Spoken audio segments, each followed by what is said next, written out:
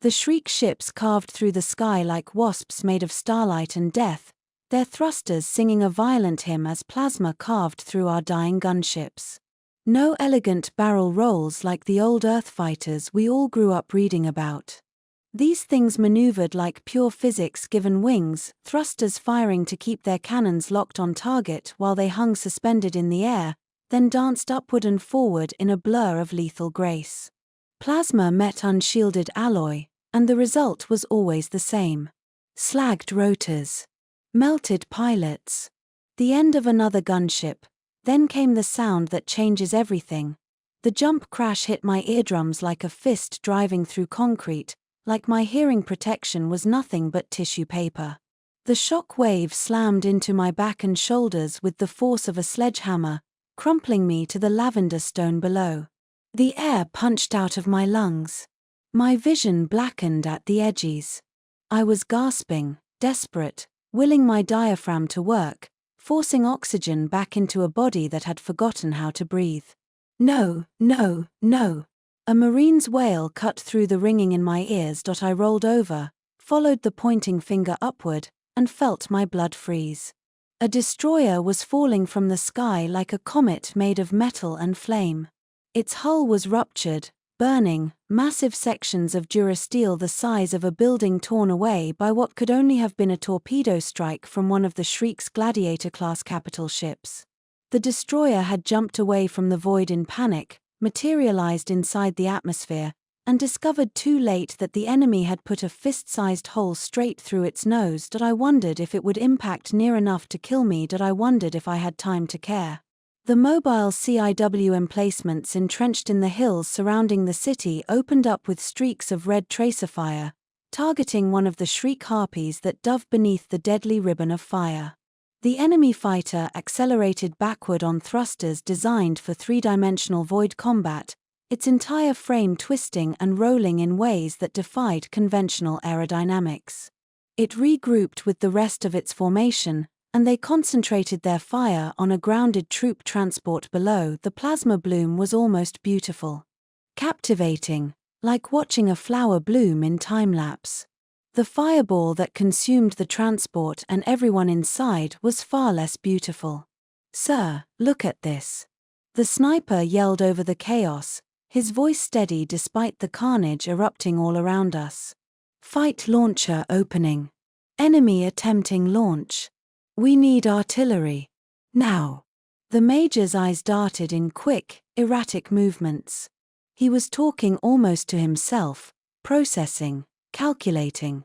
No time. No time to look now.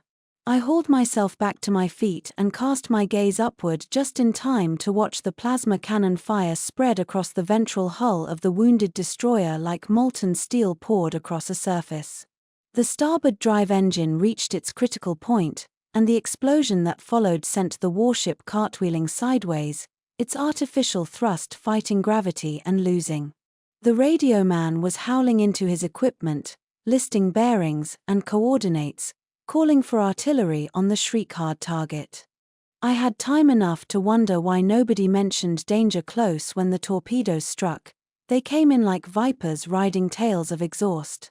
The destroyer simply ceased to exist. One moment it was a crippled giant falling from the sky. The next moment it was nothing but a vapor of slag and liquefied ceramics, spreading across the heavens in a cloud of destruction that would have been beautiful if it wasn't so goddamn final. Every soldier and marine within a kilometer dove for cover. My ears were ringing so loud I couldn't hear anything else. The dust was choking, thick as fog. The sound of hearing damage faded in, then faded out again like a phantom. Heat and light and a migraine that felt like someone had driven an ice pick directly through the center of my skull. Someone was screaming. Cursing.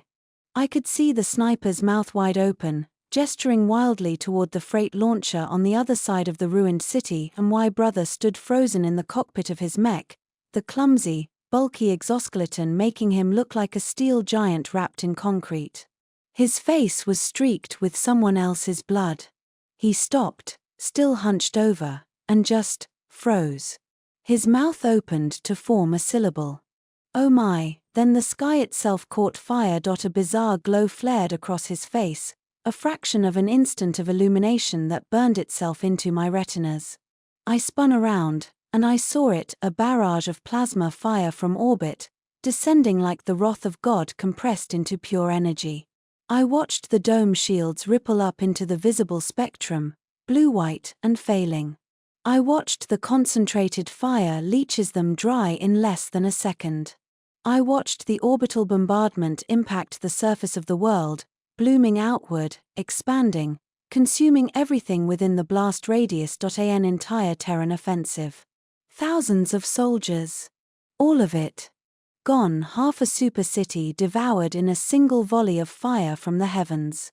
Malachite flares dissipating as the incinerated remains of both organic and inorganic matter settled into HFY brother's face was mummified with horror. I raised my own upward, waiting to be vaporized, consumed, fed to the maw of the Terran war machine that had just betrayed us all. The smoke screen of jumps finally waved away to reveal something impossible. The Shriek fleet, an armada that had no right to still exist, that should have been obliterated 100 times over, was still there. Still fighting. Still winning. And through the haze of smoke and flame, I heard a single sound cut through the pandemonium. One syllable. Distinct. Desperate. Spoken directly into my skull as if the sniper had reached across the distance and grabbed my nervous system. Child. The sniper screamed it again. There's a kid. A human child. My brother unfroze like someone had thrown a switch. An expression I had never seen before crossed his face, something ancient and primal. His lips moved soundlessly. Then he lunged forward, clawing his way upward toward where the sniper team still lay in their nest. I beat him there barely, my augmented frame moving faster than flesh should ever move. I strained to see through the smog and flames and acrid smoke, my eyes stinging and blurring from the heat. Movement. There was movement in the haze. Not soldiers. Not our soldiers. Shriek warriors, not in tactical formation but in a protective circle. 10 or 12 of them, their combat experience written across their armored scales in old scars, defending something in their midst, something I couldn't make out through the burning city and the last rays of the setting sun, spraying across the sky like molten durasteel. I willed the warriors to part. Willed my eyes to sharpen. Willed the smoke to calm and the enemy to grant me just a single moment to see what might be a miracle. What might have been stolen from my species. What couldn't be but might be. It wasn't. It was another shriek bull, massive, a full head taller than the 2.5-meter warriors flanking him. A soldier. A general. A priest. You could tell by the decorated horns etched with platinum and gold. By the blood-colored toga draped across his massive chest. By the jeweled scepter clutched in his clawed hand. By the Praetorian guard that surrounded him with plasma rifles and personnel shields. By the leash looped around the throat of a human child. Everything stopped. The glitter of energy cannons hung motionless in the sky. The opposing fleets went inert at the edge of the void. The Harpy squadron waited above the remnants of our broken force. The fires burned slow and sullen in the slagged city because of the child. Because of one child. Because of everything that one life represented. Lieutenant Briggs broke the stillness with a shout. Call off the strike. His head disintegrated in a spray of plasma. A hummingbird drone rose above the Shriek formation, drawn by the electromagnetic radiation of his comms. The sleek, dagger-like machine sent another bolt toward our sniper's nest, hitting a block of purple stone with a bloom of green flame that rippled outward like water, exploratory and lazy. Then it flitted sideways and darted upward, hovering there, sensors probing toward us like searching eyes. Then it blinked. Diagonally downward. Pausing for an irregular moment, almost erratic, just like the old Earthbird we'd named it after. The priest and his guard and the child were making for the freight launcher. They were going to escape off-world, link up with the Shriek fleets, because the masquerade of jumps was finished. The Shriek had retaken the void space, and we were losing. Losing everything. My brother and I were screaming. The sniper, Kelly, I think his name was Kelly, was screaming. I don't even know if I was forming words anymore, just screaming into the burnt sky, the slagged city, the ash that remained from the fury of the Terran war machine and the evolutionary pinnacle of an elite combat species. And then my brother stopped screaming. He was looking at Major Cannizzaro with an expression perfectly, impossibly blank. The Major wasn't ordering a halt to the artillery strike.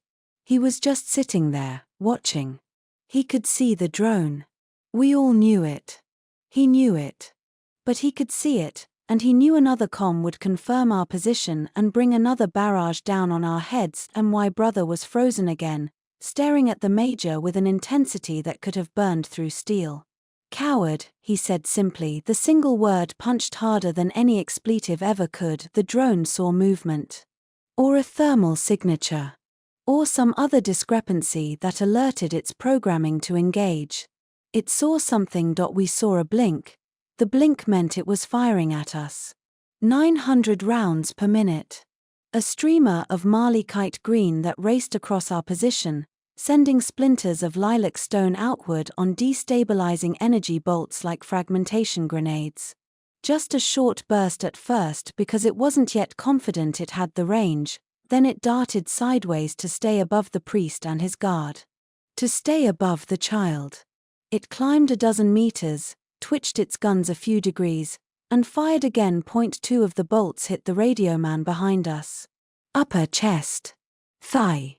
He went down slowly, suspended in the horror of superheated plasma fusing his uniform to his torso.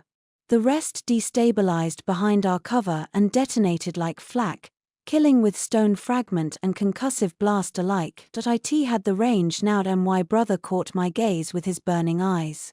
Keep up, he said, so quietly I understood him from his lips alone. Then he dumped his stems and whirled away from me. I was right behind him. Liquid fire flooded through my bloodstream. The ache of a long campaign and the ice pick of the migraine dissolved into euphoria. Unconscious focus. Controlled autopilot. Overclocked like a jump drive reaching maximum velocity. Because Terrans are unique. Because Terrans are special. Because we get enhanced. Because we get augmented with speed and strength that shouldn't exist in baseline human flesh. Because we get there first. Because only we had a chance, because it's got to be someone, so it's got to be us. My brother ripped a slab of lilac marbled white concrete from the surface, the servo mechanisms of his mech whining and straining as the alloys took the weight. The exoskeleton, built to handle torpedo magazine restocking, handled it well within spec. The bulky clawed feet of the mech powered up and over the rim of the nest, cracking the stone under his crashing steps. A clumsy machine that became proficient and nimble under my brother's piloting. Good hunting, Corporal Kelly roared to us as we passed him. I heard his rifle report, saw the bullet glance off the angled drone, hitting high and right to jolt it awkwardly before the thrusters stabilized. The first slew of plasma fire disappeared into the sky toward the edge of the void, where behemoths of Duras steel and synthoglass wrestled for control of the void space. The shriek were making for the hole in the surface that led to the freight launcher. The priest turned toward us, yanking the leash toward himself, sending the child scrambling to keep its footing. The drone had alerted him. It was spitting staccato bursts toward my brother and me, unerringly striking the center mass of what its programming identified as a threat. Ripples of malachite flame spread across the concrete slab my brother held in front of him. I felt the heat on my face as shreds of fire spilled over the edge of the shield. No pain. The combat stems wouldn't allow that. Just information to be catalogued and parsed. Heat is danger. Readjust position right to avoid ocular damage. Proceed. We were sprinting now. For strides like battleship drive engines, accelerating us to the speed of an Olympian. As we came down the grade, Corporal Kelly fired again. I heard the snap of the bullet pass overhead. A miss, but the drone's computer reassessed threat levels and rose into the air, searching for the marksman. We had covered a quarter of the distance. A feat impossible for any human in all of history. My targeting system kicked in automatically. Terrain. Distance to cover. Distance to enemy targets. Lead time. Drop compensation. My muscles ready to snap my rifle to my shoulder and fire. Probability of hit. Probability of collateral damage. Relative threat levels. Sight lines. A nudge in my subconscious made me notice the harpies flashing across the ruins toward our position. An itch inside the targeting computer that was my brain registered half the security detail peeling off and fanning out into a firing line against us. Close quarters battle against an elite combat species. One of them fired. I couldn't see the bolt. Too fast. But I could see the angles of shriek anatomy and pulse rifle barrel. I could measure it against our speed and position across treacherous terrain. I could compare it to the stone shield my brother carried before him. I twitched aside and let the bolt destabilize behind me harmlessly. My memories were fragmenting, corrupted like a damaged data drive. Superfluous like anger, fear, pain. Obstacles to be stripped away by the chemicals running through my veins. Combat stimulants mutating this flesh into machine, into biological computer, into wetware weapon, into enhanced marine. We had covered a third of the distance. Relative threat levels. Highest was the firing line against us, arrayed behind cover protecting their priest. Second was the drone sensors scrutinizing the rubble, searching for Corporal Kelly. They would find him on the next shot. Third was the harpies approaching to mop up this pocket of stragglers from the annihilated Terran offensive. A switch flipped inside me. Combat stimulants evoking the training. Probability of collateral damage acceptable. Wouldn't hit the child. My rifle snapped up, positioned instinctually by the training and the drugs. Firing at a dead run with an intuitive gyroscope shot. High left. Calibration shot. Readjust shot hit. A 6.8 by 51mm round punching through shriek armor shot. Hit again. Shot. Impact low, sending a puff of dust against the rubble. Can't hit them all. One, maybe two, too many. My brother couldn't drop the slab. He had to dodge sideways. A bolt flashed beside me, close enough to feel the heat shot. Hit. Not enough time. Have to take a hit. Which one for least damage? The harpies were closing. Seconds away. My brother grunted, straining to coax more speed from the mech. More of the security detail peeling off. The remaining clustering tighter around the priest, almost dragging the child by the throat. Get there first. Protect the child. Heat. Light. Marley kite bloom against my side. No pain. Superfluous. Just a damage report. Armor slagged. Can't take another hit. Skin sloughed off. Muscles and tendons functional. Internal organs superfluous. Heart and lungs functional. That's all. Both augmented like rocket fuel shot. Not mine. The sniper. A 50 BMG antimaterial rifle. Punched straight through the cover, through the shriek Praetorian behind it, through 2 layers of lavender stone behind that. I liked snipers. Range was my ally. Plasma impacts. Kinetics penetrate. Time now. Enough time. I didn't have to take another shot. Hit. Shot. Hit. Shot. A spray of plasma from the drone. Time enough. Me and my brother bought at the price of Corporal Kelly's life. Get there first. Protect the child. Enough time. Maybe. Bought at the price of a single life. We get there first. We protect the child. Because that's the purpose of an enhanced marine. To get there first because the others don't have a chance. We get there first. Then I heard it cut through the liquid fire of the stim dumps because the training told me it was important.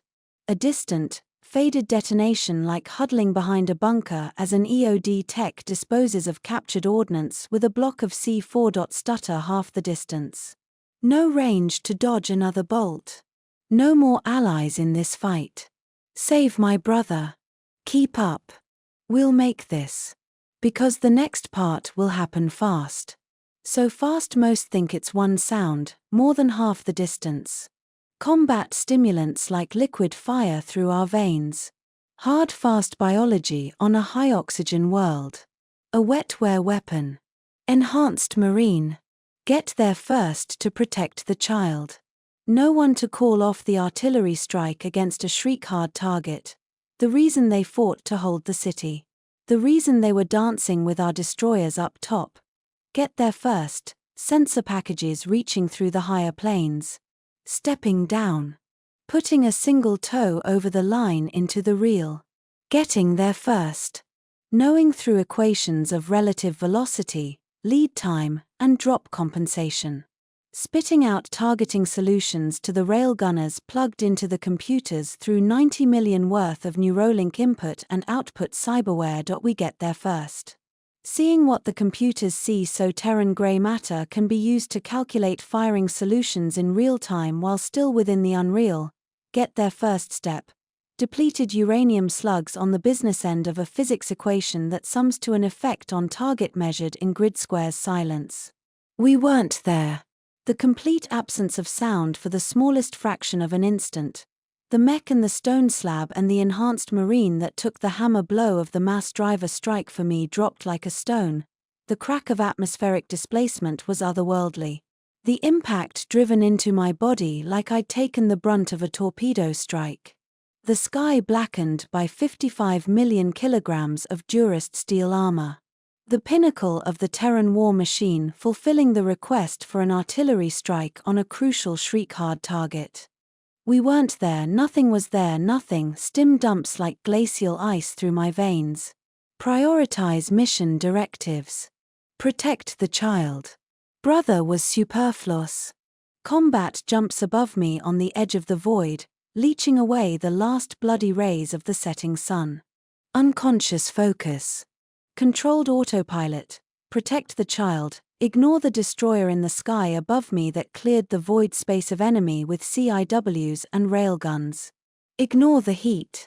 Ignore the corpses and flames. Ignore the rubble and combat jumps reinforcing the Terran fleet above and troop carriers dropping from hyperspace to re-establish the ground assault. Lives beyond reckoning, fed to the gnashing teeth of the Terran war machine, memories fractured, missing, jumping like a destroyer through time, forward and back, superfluous to my training and the combat stims. I was a biological machine. A wetware weapon. An enhanced marine. The desire to survive is hardwired into all life. The training and stim dumps had reprogrammed me to get there. To protect the child, so I began to search with rifle and grenade, with fist and breaching charge. The pinnacle of the Terran war machine manufactured for close quarters combat with an elite combat species. Stalking them in the dark down the shaft next to the molten rubble that had once been a freight launcher. Pit by pit down the abyss. CQC against the design of a death world's evolution, outstripping the non-enhanced because my job was to avenge the child until it was done.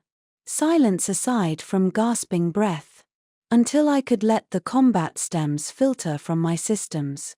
Until I stood in the deepest place, countless kilometers under the city, in the lightless murk and the hum of HFY systems and redundant generators burrowed into the crust of the world, deep in the tunnels and warrens and subterranean bunkers the engineers had constructed for just such an eventuality.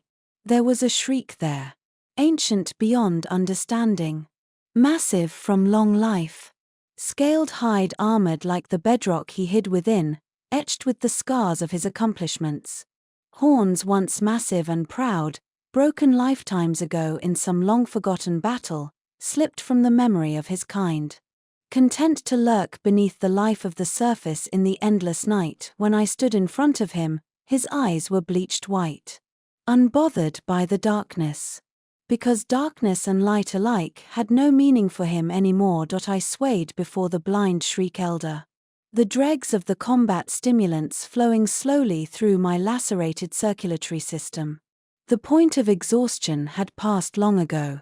My flesh obeyed my will now, not my muscles and nerves, but pure biological determination. I had seen the dungeon behind him. The laboratory. The research farm. I had found the Terran children. Younger than 4. Young enough that epigenetics still had the greatest potential. Young enough that the brain was at its highest plasticity. I had seen the brains with faces. The network of biological nervous tissue fed by nutrient drip and oxygenated by synthetic organs. I had seen the wetware processors. My empty rifle clattered to the deck. I lit a cigarette with numb fingers and graceless movements because the pain was creeping slowly in from my extremities. The agony of a body pushed past every biological limit. Pulped internal organs. Smashed limbs. Microfractured bones. Overstrained tendons. All of it demanding to be acknowledged now that the drugs were wearing off. "What is this place?" I asked. The shriek did not reply until the glow of my cigarette was almost extinguished. When he spoke, his voice rumbled through the colossal chest and vocal cords like an earthquake, echoing through the gloom. "Your kind has learned to jump." I staggered. My tattoo burned on my arm at his words. A white-hot knife sliced into my shoulder. Imagination. "We sought to learn to fly, then he was still." I breathed in the darkness. I lit my last cigarette, dragged in a lung full of carcinogens and nicotine. The agony consumed my soft, slow biology in waves. But I exhaled, let the smoke drift from between my teeth, and when I spoke, my voice grated like granite on durest steel. "Have you ever heard a jump?" I inhaled again. The glow of the smolder briefly lighting the face of the blind elder. "A jump is violent. Like standing under the strike of a thunderbolt. It isn't natural." Another drag into my dying lungs. "You stole our children. Burned our world. So the next childhood won't be for another 100 years. You've fated us to lifetimes of war. We'll never see the blue sky. But we've seen the evidence. There's other life out there. Maybe it's a handful of species. Maybe it's thousands. It doesn't matter because ours are the children you stole. And it's our species that will ensure no children are stolen again." I paused. Another drag. Because it's got to be someone to put an end to this. And if it's got to be someone, it's got to be us. It's got to be me. I murmured the words almost to myself, and they became a prayer. A promise. A threat. "Have you ever heard a jump?" That otherworldly crack is the sound of a waking nightmare. A sleeping giant disturbed in the darkness. Your species will learn to fear the sound of a jump because it will mean death. You will not be defeated. Not driven back. You will be only a memory wherever you flee within the void. You will be hunted out of every jump will come me and those like me. The stars will tremble when they hear of our vengeance. They too will learn to fear a jump. They will shudder before us as the monsters from beyond the black. I leaned forward, every cell of my body screaming to be allowed to die, to pass into rest. But the desire to survive is hardwired. So I inhaled the last of the drugs into my lungs and growled out the final words alongside the caustic smoke. "It's time for you to hear your jump."